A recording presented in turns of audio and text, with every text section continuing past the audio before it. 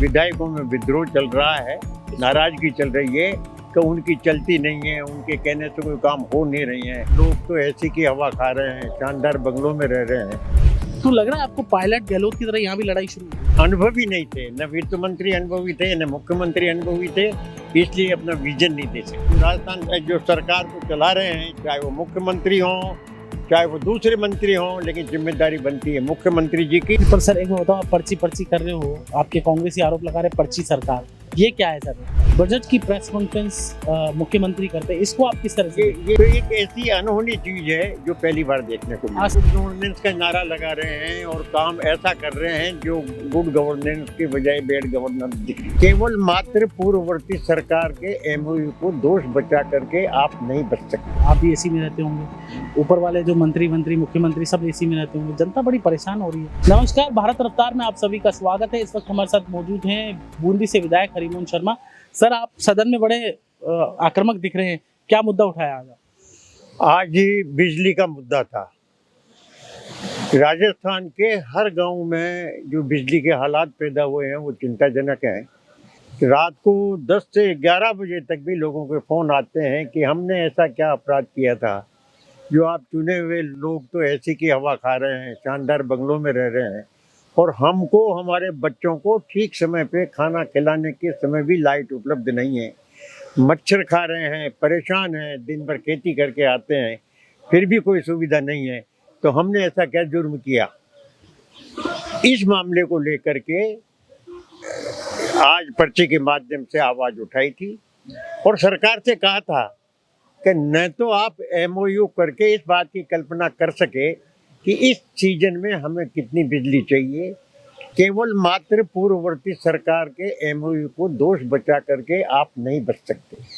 यही नहीं, जो प्रोडक्शन इनको करना था, ग्रिड कॉरपोरेशन ऑफ इंडिया ने अभी 3 और 4 दिन पहले ये कहा है कि राजस्थान में जो यूनिट्स लगी हुई है 85% प्रोडक्शन करना चाहिए था। 85 नहीं करे तो 65 करे, लेकिन अफसोस है कि 52% प्रोडक्शन इन्होंने किया और खुद अपनी यूनिटों को भी ये नहीं संभाल पाए। एक और तो हालात ये है कि जनता त्रस्त है, किसान त्रस्त है, आम आदमी त्रस्त है और दूसरी ओर ये 2 लाख बिजली के कनेक्शन देने का इस वर्ष में जो बात कर रहे हैं वो कैसे पूरी होगी? किसानों को वो पूरा लोग निकाल करके 1.5 लाख, 1.25 लाख, 1.5 लाख कनेक्शन देना। बताइए सर, आप नेता हैं, आप भी एसी में रहते होंगे, ऊपर वाले जो मंत्री मुख्यमंत्री सब एसी में रहते होंगे, जनता बड़ी परेशान हो रही है। पर ये क्या है, उठाते मुद्दा, इम्प्लीमेंटेशन क्या है? ये जो मुद्दा है ना बिजली वाला ही ना, ये बिजली वाला जनता से छूने वाला है और पक्ष विपक्ष दोनों ही इस बात से सहमत हैं कि स्थिति बहुत चिंताजनक और खराब है। कारण, इसके पीछे कारण कौन है? कारण सरकार का विवेकहीन होना है।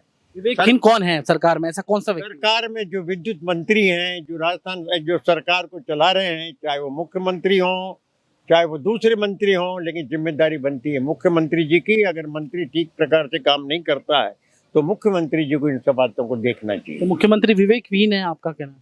मुख्यमंत्री जी विवेकहीन मैं नहीं कह रहा, मुख्यमंत्री जी से ये अपेक्षा की जाती है कि व्यवस्थाओं सुधारने में अपने पद का उपयोग करे और उनका मंत्री अगर ठीक प्रकार से काम नहीं कर पा रहा है तो वो उसको देखे। पर सर एक बात बताओ, आप पर्ची कर रहे हो, आपके कांग्रेसी आरोप लगा रहे पर्ची सरकार, ये क्या है सर? पर्ची तो जो चुनाव के समय जो विधायक दल का नेता चुनने का सवाल था, वो विधायकों की राय के विपरीत आगे से एक चिट्ठी आई। वो चिट्ठी वसुंधरा जी ने देखी, यहाँ के प्रभारी ने देखी और उसके आधार पर जो घोषणा की तो ये माना गया कि भाई पर्ची से मुख्यमंत्री चुने गए।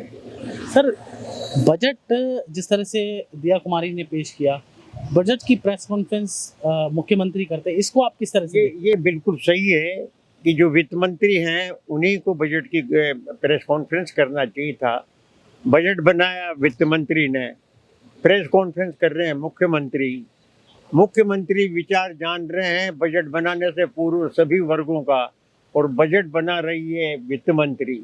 तो एक ऐसी अनहोनी चीज है जो पहली बार देखने को मिली। आज तक नहीं हुआ राजस्थान के थे, ऐसा कभी नहीं हुआ कि वित्त मंत्री ने बजट बनाया हो और किसी दूसरे मुख्यमंत्री ने या मुख्यमंत्री ने उस पर प्रेस कॉन्फ्रेंस की। लास्ट वित्त मंत्री कौन थे यहाँ पे? अशोक गहलोत जी के टाइम थे मुझे याद है। अशोक गहलोत जी खुद ही थे, उससे पहले चंदनमल जी रहे। हाँ, चंदनमल जी तो वो जब बजट पढ़ते थे तो चंदनमल जी खुद ही सक्षम और मजबूत वित्त मंत्री थे, वो प्रेस कॉन्फ्रेंस करते।